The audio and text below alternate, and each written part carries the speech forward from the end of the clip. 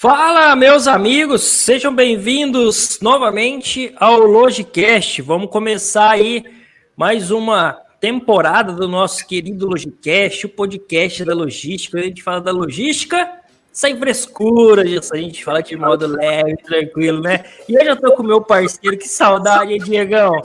Faz falta, não faz, cara? A gente trocar essa ideia, trazer o pessoal aqui. É verdade. Olha, sejam todos muito bem-vindos aí ao nosso mais um episódio da Logicast. Eu acho que eu sinto muita saudade, Rafael. Eu acho que eu tô carente, sabe? Desses distanciamento que a gente às vezes já dá um sumiço, daqui a pouco volta, né? Parece até algumas bandas que tem por aí, some, volta, se reencontra, né? Então, assim, tô feliz por esse reencontro aqui hoje novamente, por esse episódio.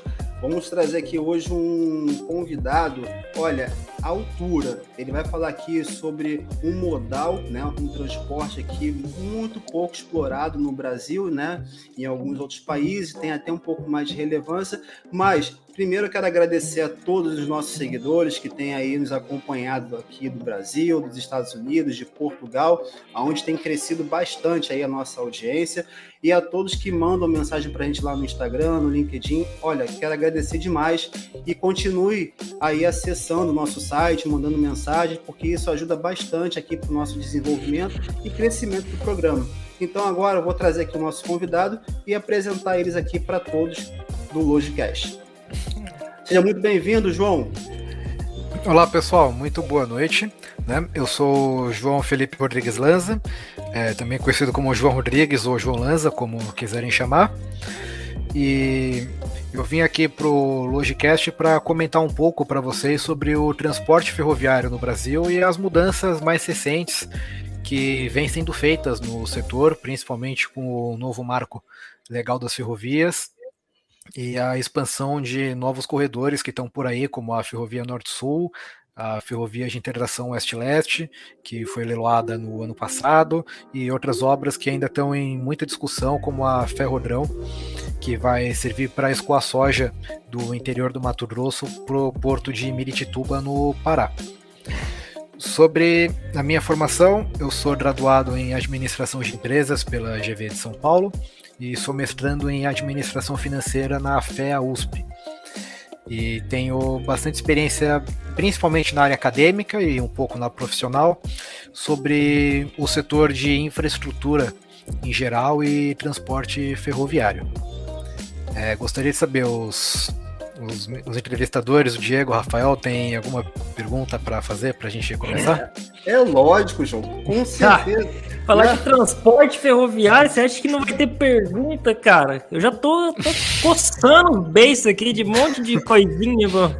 Não, e eu falei com o João aqui nos bastidores, né, que já teve uns podcasts que nós gravamos aqui, que eu até comentei com alguns convidados que eu tinha muito interesse em trabalhar na área, né? Então, assim, trazer uma pessoa que é especialista, né, da área, que tem um conhecimento, a vivência, né, vai ser muito legal para não abrir o meu conhecimento, mas também de todos que estão aqui acompanhando hoje o Logicast. Então, João, é lógico que a gente vai ter algumas perguntas, a gente vai falar um pouco mais sobre a sua carreira, né, trocar essa expertise aí, trocar essas experiências e também falar um pouco sobre o seu livro, né? Você que já lançou um livro tem mais ou menos uns 3 anos, por aí? Sim, foi lançado em 2020. Eu estou pensando agora em fazer uma segunda edição com várias correções e atualizações. O nome do meu livro é Ferrovias, Mercado e Políticas Públicas, as shortlines como solução para o transporte ferroviário no Brasil. Está disponível em várias livrarias, como a Amazon, Livraria da Travessa, Livraria Saraiva e Cultura, para quem quiser comprar. E quem comprar, por favor, não esqueça de avaliar para ajudar a divulgar o meu trabalho. Maravilha, maravilha. E para já iniciar aqui, ô João, uma dúvida, né, que assim passa muito pela nossa cabeça. Por que aqui no nosso país, né, há tão pouco investimento no transporte ferroviário, uma vez que a gente sabe que você tendo, né, essa questão tendo um investimento maior, as empresas investindo, você consegue escoar bem os produtos aí, né, por esse tipo de modal. Aí também a gente pode separar em dois momentos, porque a gente pode falar de transporte urbano e do transporte de cargas, né? E aí eu queria que você falasse um pouquinho mais desses desafios nesses dois modais, mas, lógico, focando mais no transporte de cargas, né? Uhum. Pode ficar à vontade aí. Sim, muito obrigado. Então, para falar um pouco sobre o transporte de cargas no Brasil por ferrovia, o tema do meu livro aborda basicamente uma proposta que é conhecida como a proposta das short lines no Brasil, que me foi passada durante as pesquisas acadêmicas na graduação pelo senhor Jean Carlos Pejo, que na época era secretário da ALAF, a Associação Latino-Americana de Ferrocarriles. Não sei se vocês conhecem. Ele me trouxe uma ideia que me pareceu muito interessante na época, que era sobre a proposta de revitalização de vários trechos ociosos da malha ferroviária brasileira nos moldes das short lines norte-americanas, em que eles promoveram uma desregulamentação parcial do mercado em 1980 e permitiu a entrada de vários pequenos operadores para operar os ferroviários que eles tinham por lá, que as grandes companhias estavam perdendo dinheiro e essa baixa rentabilidade estava prejudicando a qualidade dos serviços ferroviários no país como um todo. E essa proposta me pareceu muito adequada para a gente trazer uma possibilidade de revitalizar a parte da nossa malha ferroviária brasileira, porque, para quem não sabe, o Brasil tem mais ou menos 30 mil quilômetros de ferrovia, sendo que pouco mais de 10 mil somente são usados, e a maioria são corredores de exportação de commodities agrícolas. E essa proposta das short lines visa a criação de um regime regulatório, fiscal e talvez trabalhista mais brando para uma série de ferrovias, para que elas possam operar com maior lucratividade serviços de menor densidade do que as principais concessionárias do país, que atualmente são a Rumo Logística, a VLI e a MRS Logística. E principalmente trazer um pouco mais de concorrência dentro do mercado ferroviário, entre as companhias, para começar a disputar por mais cargas, além do serviço de commodities, e também aliviar um pouco o sistema, a malha rodoviária do país, né? Porque ajuda um pouco a tirar caminhão da estrada e ajuda também um pouco a replanejar o uso do modal rodoviário também no Brasil. A gente passaria a ter um sistema ferroviário mais apropriado para transporte de grandes volumes, enquanto o caminhão faria, por exemplo, um serviço de maior capilaridade na distribuição de mercadorias pelo território do país. E também que é uma grande oportunidade, né? O Brasil é um país de dimensões continentais, o que torna bastante apropriado o uso do modal ferroviário para jornadas de longa distância. Falando tudo isso aí, eu já vi algumas coisas, João, pode ser teoria da conspiração, não sei, mas justamente por causa disso que você falou, que a gente não tem um investimento na malha ferroviária, né? Porque você imagina quanto que não ia tirar de caminhão das estradas, certo? Isso aí ia dar uma diferença grande nesse segmento. É plausível isso? Essa informação? Que tipo, algumas coisas acabam, em vez de ajudar, acabam limitando esse investimento? Ou mais por causa das empresas mesmo não ter o interesse por todo esse desafio que você colocou? Então, na verdade é um pouco dos dois, né? Um pouco de que o Brasil acabou investindo muito na malha rodoviária e negligenciou as ferrovias, principalmente depois dos anos 50, o que contribuiu para que as ferrovias, mesmo ainda hoje, com os grandes investimentos que nós temos depois da privatização da década de 90, ainda tenham uma participação bem limitada na logística nacional, né, que é bastante restrita ao setor de commodities agrícolas para exportação, e também um equívoco que é essa visão de tanto de concorrência entre os modais rodoviário e ferroviário, né, porque ter mais ter mais ferrovia no país, não necessariamente tanto caminhão da estrada, mas a gente faz um uso melhor do caminhão, porque, por exemplo, uma mercadoria que entra de container no Porto de Santos com destino para Goiás, pode fazer, por exemplo, com uma malha ferroviária maior, a carga poderia percorrer a maior parte da distância de trem, e no interior de Goiás, em Goiânia, não sei aonde, você faz um centro de distribuição e as cargas são distribuídas por caminhão para o restante, para as regiões mais próximas.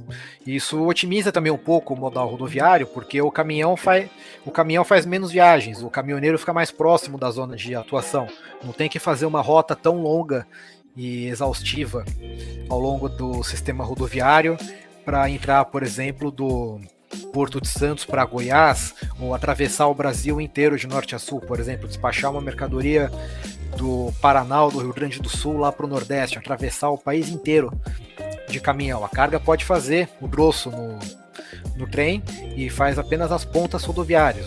O caminhão faz mais viagens e viagens mais curtas, o que otimiza o transporte. Né? João, a gente fala aqui, né, ao mesmo tempo sobre a economia, né, e os investimentos, as dificuldades, né, e me leva a pensar também hoje quais seriam os maiores desafios, né, do transporte ferroviário no Brasil e quais seriam as soluções. Você que tem as short line, né, americanas, talvez você possa fazer uma comparação, né, e ver como que tem esse crescimento lá e talvez trazer ou tentar abordar aqui uma solução. Você conseguiria explicar para a gente? Sim, claro. Então, o primeiro, além de mudar esse paradigma de tanto da concorrência do modal rodoviário com o ferroviário, o segundo seria também mudar um pouco o paradigma de que ferrovia no Brasil só serve para exportação de commodity agrícola ou mineral de um silo ou de uma mina para o porto. O transporte de outras mercadorias pode crescer bastante por ferrovia. Por exemplo, nos Estados Unidos, quase 1/3 do TKU deles, do volume de carga, é transporte de containers, e eles transportam muitas outras mercadorias, como siderúrgico, cimento, granéis e várias outras commodities, produtos químicos, enquanto no Brasil é praticamente tudo concentrado em minério de ferro e soja, e as outras cargas praticamente estão estagnadas mais ou menos desde os anos 2000. A gente praticamente só tem usado ferrovia para esse tipo de commodity de fluxo de exportação. Então a gente tem aquela situação em que tem investimento em ferrovia no país, mas os investimentos são muito concentrados numa coisa só, o que acaba não mudando muito para a maioria das indústrias e para o comércio do país a dependência, a sobrecarga do transporte rodoviário, e nem aliviando tanto o sistema rodoviário nacional. A proposta das short lines visa buscar um pouco mais, trazer mais concorrência no setor ferroviário, para as ferrovias saírem um pouco desse oligopólio aí de 3, 4 empresas que estão encerradas dentro desse nicho de transporte de commodities, e passar também a serem mais competitivas, a disputar o transporte de outras mercadorias. Eu acho que, assim, Diego, só acrescentando, eu acho que falta essa visão pro pessoal mesmo, viu, João? Porque acho que ele só pensa assim, passa lá no jornal lá, Jornal Nacional, passa o trem lá. Aí o que passa carregando o trem? A soja. Lá no meio do mato. Então, tipo assim, o cara... Eu falo assim, cara, será que só isso que dá? Será que um modal assim que traz tanto benefício, será que ele é limitado só a soja, só a minério? Será que, você falou um exemplo, um container? A gente pode usar o exemplo, coleta o container lá no Porto de Santos de material que vem da China, sei lá o que vem dentro lá, o pessoal que compra uma porrada de coisa da China. Leva até lá em cima, aí chega lá o que você falou, otimiza o transporte, sei lá, de caminhão, carro, moto, bicicleta. Sim, claro, com certeza. A gente teria além do uso mais integrado das ferrovias, claro, sem querer tirar o mérito, né, do setor agroexportador, que para um país essencialmente agrário e exportador de commodities como o Brasil, o uso de ferrovia para esse tipo de transporte é mais do que essencial, né? A nossa lição de casa, é o básico que o país tinha que ter. E com certeza a gente faz falta também essa mudança de visão das ferrovias, do setor ferroviário, com o transporte de outras mercadorias. O que também é um desafio, né? A gente ter esses outros transportes de mercadorias, porque, como um amigo meu economista já tinha me falado uma vez, a maioria dessas cargas, elas são cargas muito dispersas, né? Cimento, container, dificilmente... É algo que no momento inicial da ferrovia dificilmente se paga. É o tipo de carga que geralmente vem na esteira, por exemplo, da soja.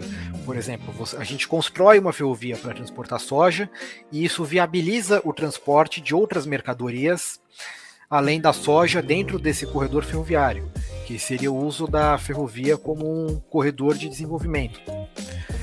E também outro desafio para o setor ferroviário, que eu vejo principalmente no transporte de cargas domésticas, não só de exportação e importação, é que um fluxo doméstico geralmente teria duas pontas rodoviárias.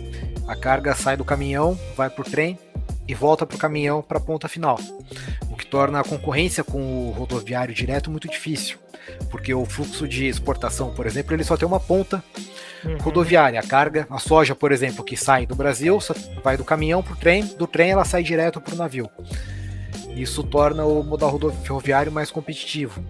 E talvez, para competir mais em fluxos domésticos, seria mais interessante, por exemplo, as ferrovias terem ramais próprios, uma maior capilaridade para tentar fazer o transporte porta a porta, que é o trem literalmente entrar no galpão da fábrica para buscar vagão de carga, como acontece nos Estados Unidos.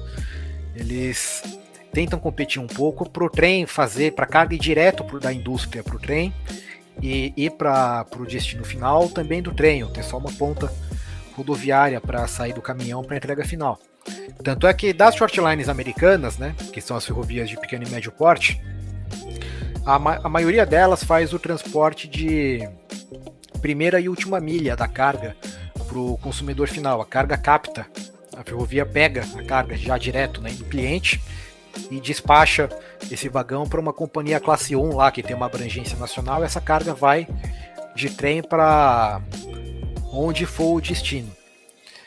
Ou também fazem o caminho inverso, que é a carga chegar dessas companhias classe 1 e sair direto para a shortline, que é quem faz a manobra do pátio dentro do cliente, dentro da siderúrgica, da indústria petroquímica, seja lá de quem for. Você está falando assim, esse doméstico, o trem entrar dentro da empresa já coletar. Aqui na cidade tem uma empresa muito grande de papel. Então a gente vê direto ali, chegando de caminhão de porrada. Aí fala assim, o trem passaria ali, pegaria todo o material já direto pro porto. Aí às vezes o pessoal pergunta assim, nossa, vai demorar demais. Até o cara chegar aqui, eu pego o caminhão, ponho aqui e coloco lá, por isso que é muito melhor. Tá? Mas aí vai de planejamento, né, João? Você concorda comigo? Sim, claro. Aí vai do planejamento da ferrovia, claro, né? A questão de ter pontualidade com o cliente e conseguir prestar uma operação regular, né? Coisa que é um tanto negligenciada no país, onde praticamente o que funciona é essa operação de esteira de commodity agrícola e esses serviços industriais e de outras mercadorias, como cimento, por exemplo, ou celulose, ficam sendo um pouco pontuais, e com esse monte de atraso, isso dificulta a logística mesmo para o cliente fazer o transporte da carga dele para o destino final. A Suzano Celulose e a Bracel, elas têm feito algumas iniciativas, como ter um ramal próprio para fazer a manobra dessas cargas, e tem até comprado os próprios trens para operar com direito de passagem, para rumo operar o trem deles, para levar a celulose para o porto. Que legal. E assim, até é um desafio também, porque devido à flexibilidade, né? Porque você fala assim, por que o pessoal, o caminhão, eu vou dar um exemplo assim, bem, vai fugir um pouco dessa visão que a gente está tendo, mas só para a gente ter um parâmetro. O caminhão, eu coloco lá uma carga, o Diego trabalhando com o transporte rodoviário agora. O que a gente tem de emergência? Emergência, assim, às vezes o cara tá indo, vamos supor, aqui eu moro na região de Campinas, sai de Campinas pro Porto. Daqui a pouco você liga pro motorista e fala, onde você tá? Eu tô aqui no meio do caminho. Volta que tem mais um pouquinho. Isso aí atrapalha, porque como que não vai ter rotatória pro trem? Só se eles fizerem uma rotatória lá pro trem. Aí é o que tá falando, exige um planejamento, não é? É isso que às vezes o pessoal... em sala de aula o pessoal sempre falava isso, porque mas aí acaba colocando essas perguntas, sabe? O trem, a ferrovia dificulta devido à flexibilidade. Pô, cara, mas não vamos misturar as coisas, né? Porque isso aí vai exigir um pouco mais da sua gestão também, da sua gestão logística. Sim, claro. Tanto por parte do cliente como por parte da ferrovia. E no caso, trazendo para a questão da ferrovia, seria interessante no Brasil a adoção de algumas estratégias como a Precision Scheduled Railroad nos Estados Unidos, que é uma estratégia em que o trem não fica parado, porque antigamente os trens ficavam parados nos pátios esperando os clientes encherem vagão para o trem partir, por exemplo, com o mínimo de 80 vagões, ou senão ele era cancelado. Com o Precision Scheduled Railroad, o PSR, as ferrovias lá passaram a adotar essa estratégia de que o trem parte em horários pré-determinados. Por exemplo, tem um trem saindo com um vagão de celulose de hora em hora da cidade aqui para o porto. E para o cliente facilita um pouco, porque ele tem uma confiabilidade do serviço ferroviário, e também se tiver esse tipo de problema com a mercadoria, não vai nesse trem, mas vai no próximo, a companhia te garante que vai ter um outro trem que vai transportar a sua mercadoria. Que de certa forma, trazendo um pouco, né, falar um pouco fora de outro modal, é como funciona a companhia aérea, né? Já imaginou se todos os voos de passageiros comerciais tivessem que esperar o avião inteiro encher, senão o seu voo era cancelado? A companhia oferta mesmo, vai ter um voo de hora em hora, por exemplo, de São Paulo para Brasília, e o avião viaja independente da lotação. É claro, os caras fazem o cálculo da média, que vai ter um X% lá, uns 80% de lotação, mas esse serviço traz mais confiabilidade para o cliente e evita um pouco esse tipo de problema, como você mencionou, que tem com o caminhão de que sai com parte da carga e depois tem que voltar para pegar outro resto. Então, esse serviço mais pontual da ferrovia com o cliente, como essa estratégia adotada nos Estados Unidos, ajudaria a evitar um pouco esse problema. Porque o trem pode partir, por exemplo, com 20 vagões de celulose, no próximo, se você esqueceu, sai com 10, e o vagão de celulose vai engatado junto com outra mercadoria. Isso traz uma flexibilidade maior para o sistema logístico, uma responsividade maior por modal, e resolve um pouco esse problema dos imprevistos do embarcador. Ô, João, lá agora no início do nosso podcast, você falou um pouco sobre o oligopólio, né? Ali onde tem um aglomerado de empresas dominando a maior parte da fatia do mercado.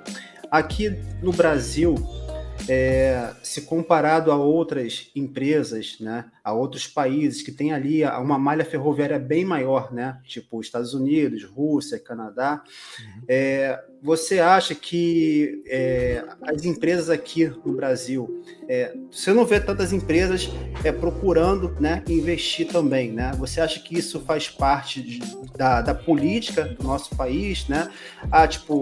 Não tem nenhum retorno para elas, por isso que a gente vê aqui poucas empresas investindo nessa... Não tem nenhum incentivo, né? Nenhum incentivo. Sim, tem porque a gente vê um país que é continental, né? Você poderia colocar várias empresas aí, né? Cruzando o país inteiro, né? Até pelo território nosso, a expansão geográfica aqui. Exato, né? Sim, claro.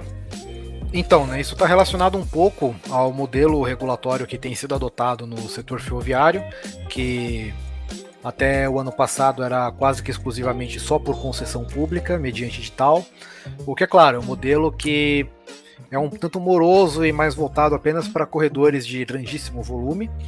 E agora, em 2021, tem sido aprovado o Marco Legal das Ferrovias, que traz o modelo novo de autorização, em que o cliente que quiser, o empresário que quiser construir uma ferrovia, protocola na NTT uma solicitação de uma autorização, mandando o traçado da ferrovia, especificação técnica, e pode começar a construir. Legal, hein? Isso pode ajudar a trazer novas empresas para o setor. O governo já tem fechado mais ou menos uns 80 contratos com ferrovias novas. Caramba! Tem tanta empresa assim, Pra João? expansão. Tem bastante gente se interessou. Eu não sei, não vou cantar É onde bola vai construir, né? Até onde vai quantos construir, vão né? sair, quantos vão dar certo. Tem que analisar caso a caso, mas já tem trazido bastante expectativa para o mercado da possibilidade da expansão ferroviária. Pô, isso é bacana, hein? E sim, com mais empresas no setor, ajuda também um pouco a competição no setor, né? Porque o Brasil tem praticamente 3 grandes ferrovias, os Estados Unidos tem 6, 7 grandes e uma infinidade de ferrovias menores. Na Europa é um outro sistema de gestão, mas eles também têm vários operadores ferroviários, que o sistema deles é desverticalizado, né? O governo é proprietário do trilho, se você quiser operar, você compra o trem e opera dentro das grades horárias definidas. E vários países lá, como a França e a Alemanha, têm centenas de operadores competindo entre si dentro da malha ferroviária. É uma outra abordagem que foi tentada no Brasil, mas foi abandonada, mas que também tem contribuído para trazer bastante competição para o mercado de ferrovias. Legal. Foi um dia desses que teve uma matéria agora num jornal grande aí, até mostrando a falta de segurança na malha ferroviária, né? Se eu não lembro qual era o tipo de material que essa locomotiva transportava, mas ela passava por um centro, né, urbano, e por onde passava, pessoas iam entrando, isso com o trem em movimento, né? Ia retirando os produtos. Ou seja, quando a locomotiva chegava no destino, o rombo já era grande. Né? Eu fiquei de bobeira, porque tipo, a locomotiva em movimento, vamos botar os piratas, vamos colocar assim, né? Eles com o trem em movimento tirando a mercadoria. No final, ou seja, o prejuízo era grande. Será que essa falta também de segurança não assusta também as empresas a não quererem competir e entrar nesse mercado? Bem, sinceramente eu não sei, né? Porque, bem, roubo ferroviário de carga ferroviária existe, mas é um tanto mais incomum do que o roubo de mercadorias que nós temos dentro do sistema rodoviário, né? Mas, sim, a questão da segurança com certeza é essencial para uma boa operação de qualquer modal, né?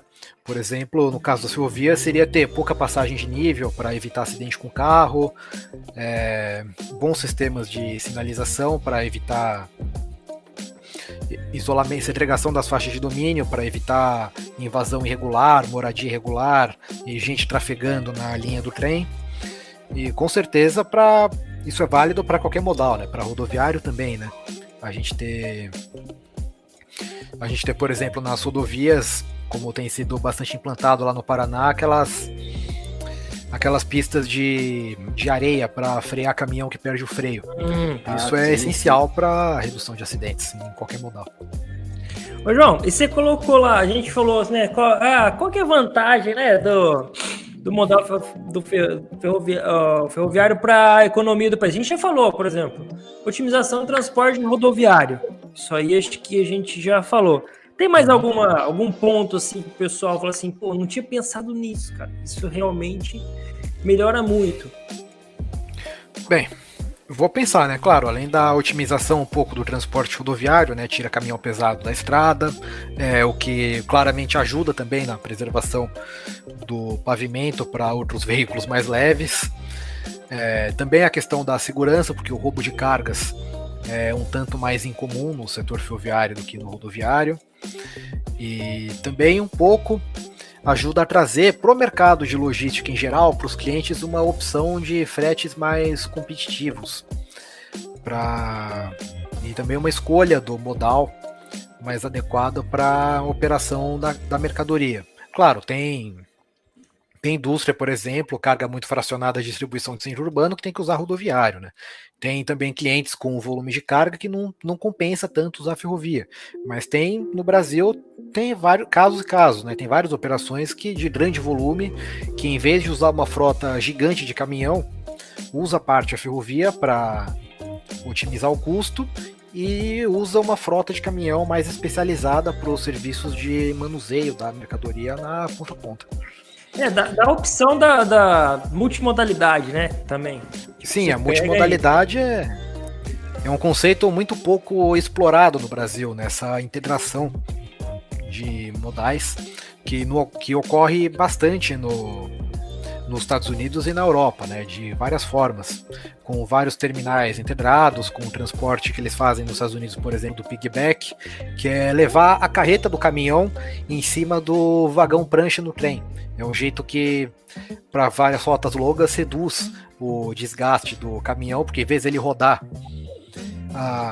o país inteiro por estrada, o caminhão vai em cima do trem, a carreta faz só o serviço ponta a ponta, e também aproveita o cavalo mecânico, né, que fica alocado dentro de uma região mais específica, fazendo só um pedaço da operação rodoviária. Uma operação bastante interessante que eles fazem. Olha pra você. Lá, e que poderia ser implementado um pouco no Brasil, por exemplo, na ferrovia Norte-Sul, né? Então, ó, quanta opção que a gente já falou aqui, que dá para trabalhar investindo em ferrovia, né? Olha, o caminhão pegar carona, nunca vi caminhão pegar carona, não tem agora. Isso acontece nos Estados Unidos. Para quem quiser ver, é só digitar no Google Piggyback Train no YouTube, que dá para ver vários vídeos de caminhão pegando carona em trem. Não vai o cavalo mecânico, vai carreta duplo na locomotiva em cima do trem. Já vi caminhão em cima da balsa lá no norte do país, agora caminhão em cima do... cara.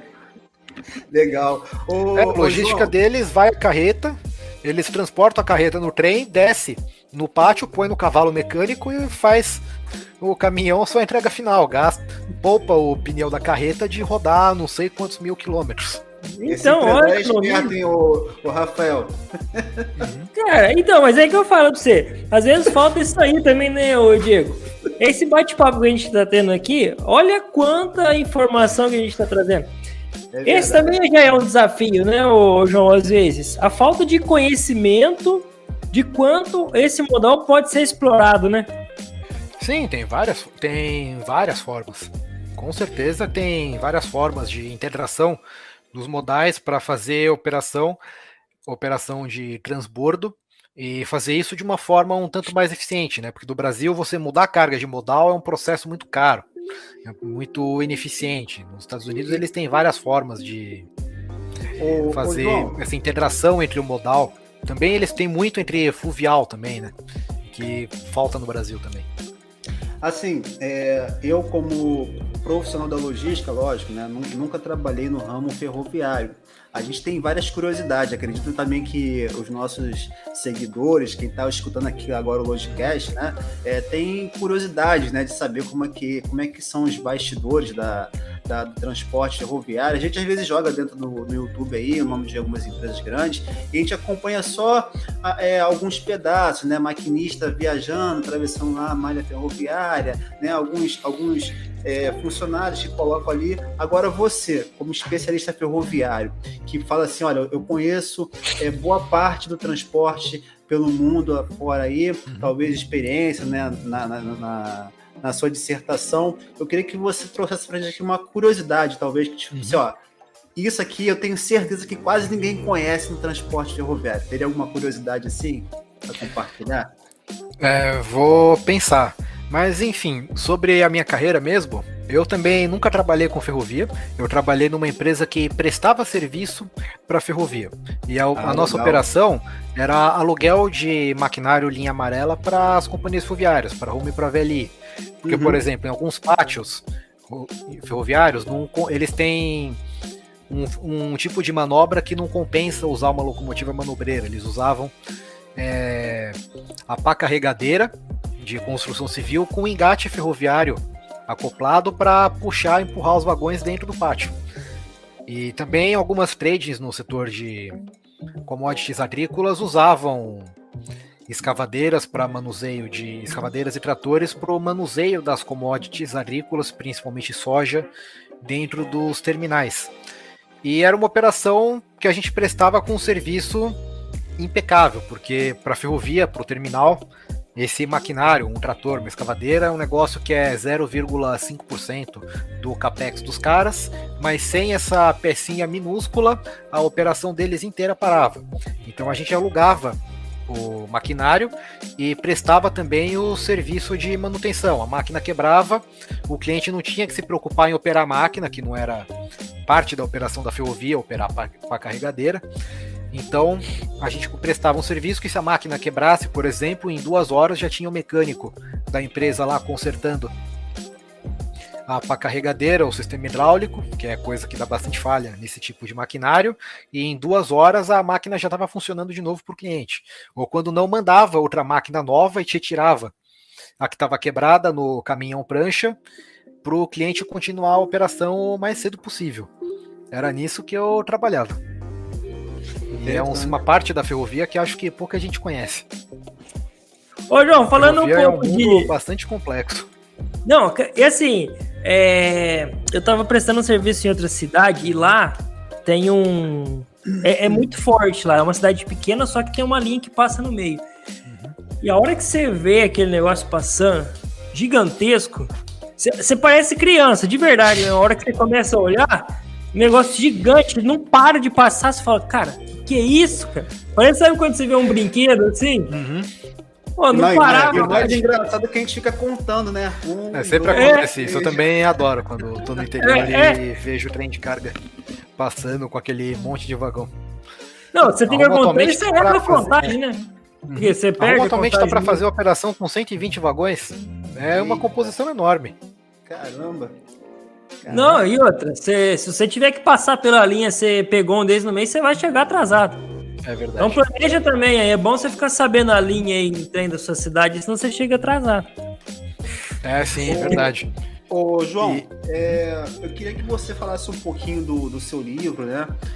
A gente dissertou lá um pouquinho no início desse programa, e agora eu queria ter uma oportunidade, deixar aí a oportunidade para você falar um pouquinho do seu livro, a experiência, como que foi lançar esse livro, né?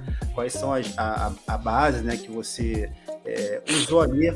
É interessante, eu entrei um pouco lá no seu Instagram, eu vi um pouco do seu livro, né? Depois eu vou deixar aqui também o seu Instagram, o LinkedIn, para os nossos seguidores também poder acompanhar lá o seu trabalho. Você deixar o link do livro também, a gente deixa embaixo do livro também, entendeu? Sim, com certeza. Podem ir lá e comprar também o seu livro. Fala um pouquinho aí dessa tua obra também, de arte. Sim. Então, né, sobre o processo, bastidores, né, da publicação do livro, foi um processo bastante inovador para mim, eu não tinha ideia de como publicar livro.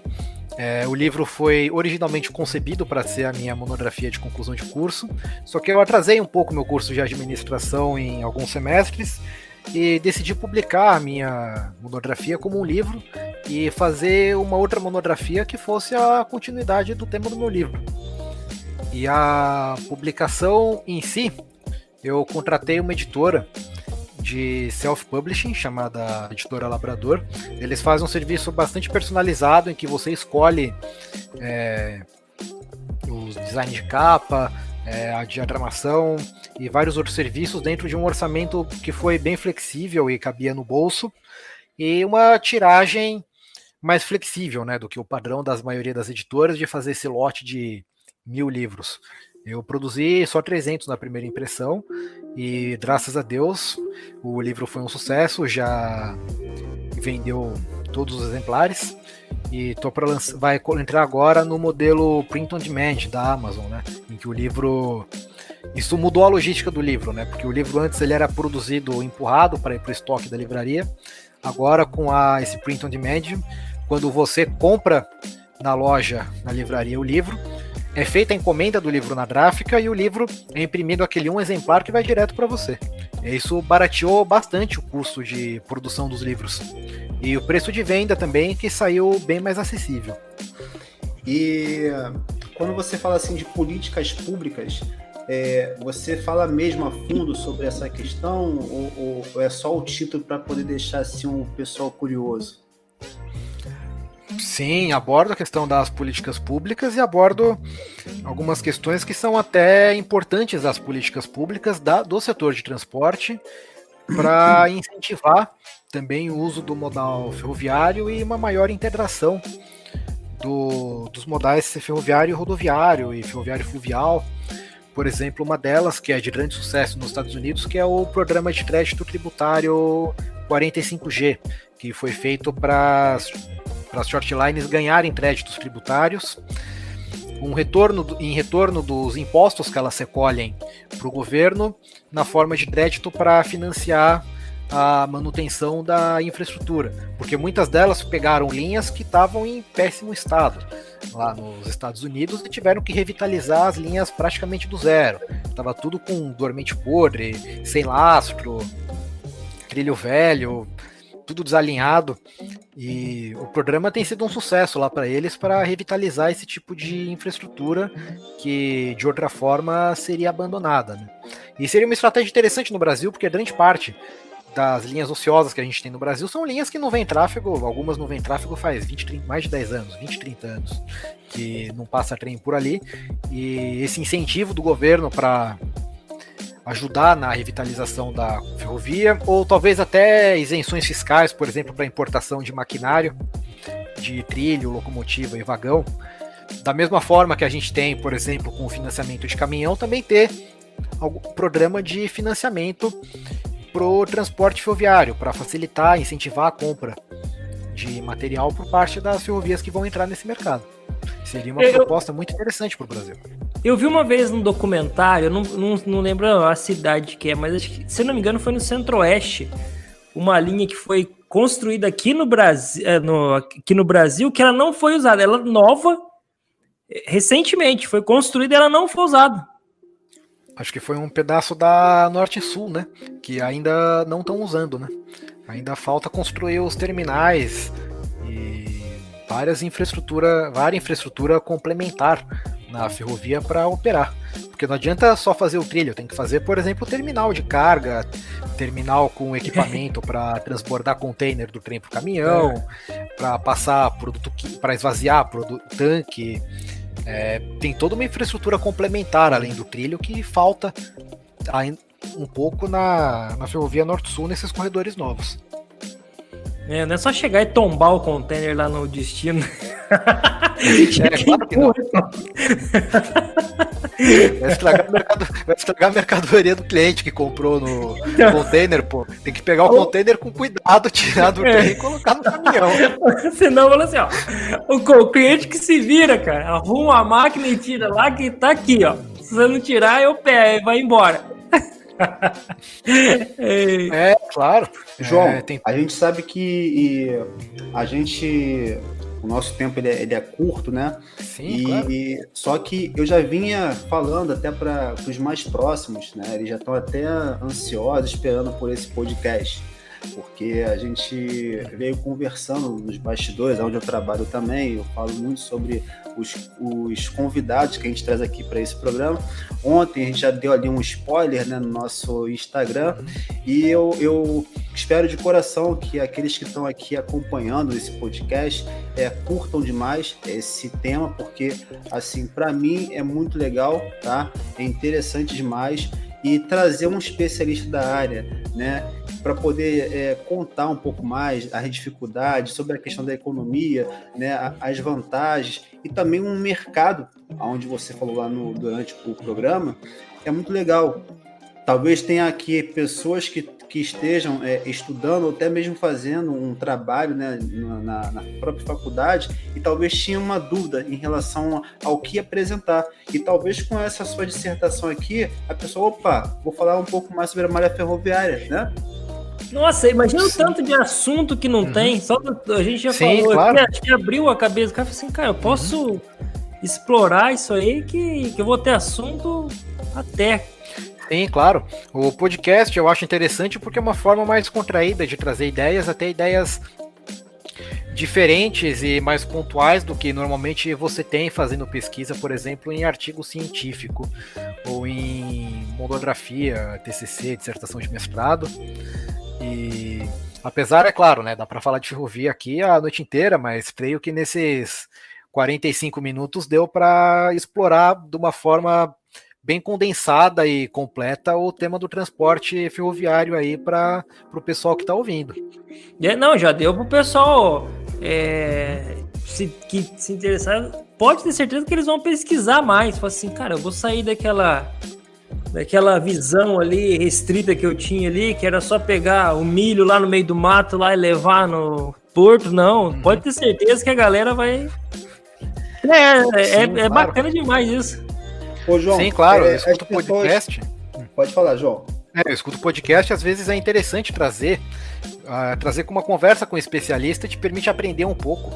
Para mim serviu para aprender muito sobre, por exemplo, como funciona modal hidroviário, como funciona a navegação marítima no Brasil, de uma forma que não é tão chata como ficar lendo artigo científico explicando como funciona.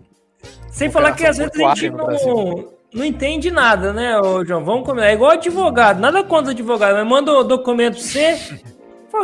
Eu não vou entender, cara. Esse monte de termo aí traduz, que eu não tô entendendo nada. E aqui onde eu tenho que assinar, só assina. Sim, claro, ter conversa de podcast ajuda muito para explicar de uma forma mais simples, né? E João, você mais tem fácil. As pessoas que quiserem aqui, por exemplo, ouvir esse podcast, eu quero entrar em contato com o João, eu quero tirar algumas dúvidas com o João, porque assim, eu achei bem esclarecedor, né? As perguntas, as respostas que ele deu. E aí, como é que as pessoas fazem para te achar nas redes sociais?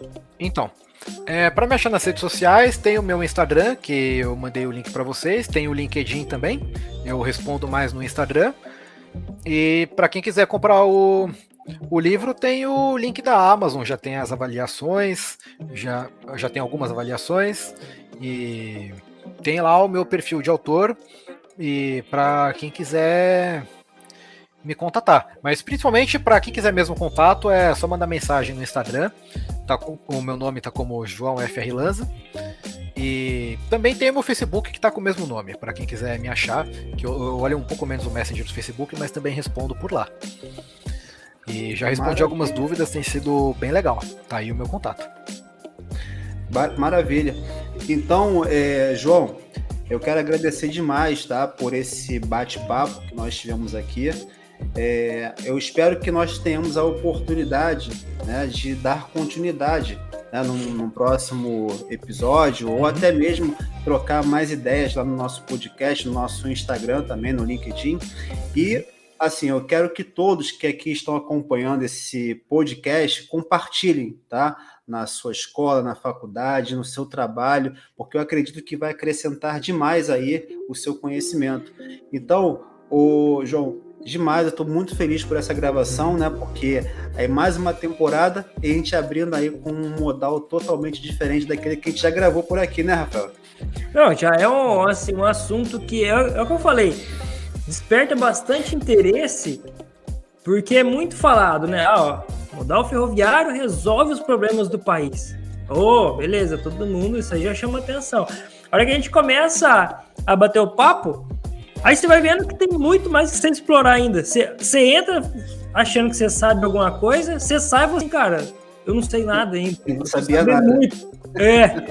Então, acho que foi bem esclarecedor nesse tempo aí, já deu pro pessoal ver o quanto que a gente tá, não sei se eu posso dizer, perdendo e não investir, né, nesse modal. Sim, foi um prazer conversar com vocês.